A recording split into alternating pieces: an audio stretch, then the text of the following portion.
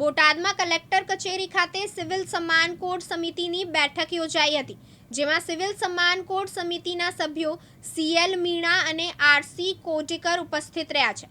બોટાદ શહેર જિલ્લાના પ્રબુદ્ધ નાગરિકોએ સિવિલ સન્માન કોડ અંતર્ગત મંતવ્યો રજૂ કર્યા હતા. મોટાભાગના પ્રબુદ્ધ નાગરિકો દ્વારા સિવિલ સન્માન કોડ લાગુ કરવાના સમર્થનમાં મંતવ્યો રજૂ કર્યા હતા. જિલ્લાના ધાર્મિક સંસ્થાઓના વડાઓ, શૈક્ષણિક સંસ્થાઓ, સામાજિક આગેવાનો, કાયદા તજજ્ઞો મોટી સંખ્યામાં ઉપસ્થિત રહ્યા હતા. આજે યુનિફોર્મ સિવિલ કોડ એના અમલીકરણ માટે થઈ કાયદો બનાવવા માટે થઈને ગુજરાત સરકારે જે કમિટી રચી છે એણે મંતવ્યો માટે થઈ અને આજે એક બેઠક કલેક્ટર ઓફિસમાં રાખી હતી. અહીંયા અમે અમારા મંતવ્યો રજૂ કર્યા છે. યુનિફોર્મ સિવિલ કોડ એ આપણા રાજ્ય માટે જ નહીં, સમગ્ર દેશ માટે ખૂબ જરૂરી છે.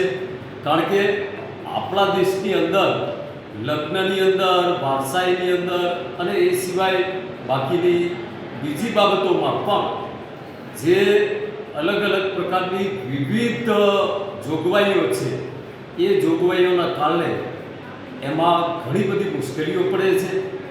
આપણે એક દેશના નાગરિક છીએ અને એક દેશના નાગરિક માટે એક સમાન કાયદો હોવો જોઈએ એવી વિચારસરણી સાથે આજે આઝાદીના 75 વર્ષ પછી આપણે જે આ દિશાની અંદર આગળ વધવાનો જે પ્રયત્ન થઈ રહ્યો છે એ ખરેખર ખૂબ આવકારીએ છીએ અને આ યુનિફોર્મ સિવિલ કોડ વહેલામાં વહેલી તકે ગુજરાતની અંદર લાગુ થાય એવા મંતવ્યો અમે રજૂ કર્યા છે. બોતાભાઈ શેખલિયા, દિવ્યાંગ ન્યૂઝ, બોટાદ.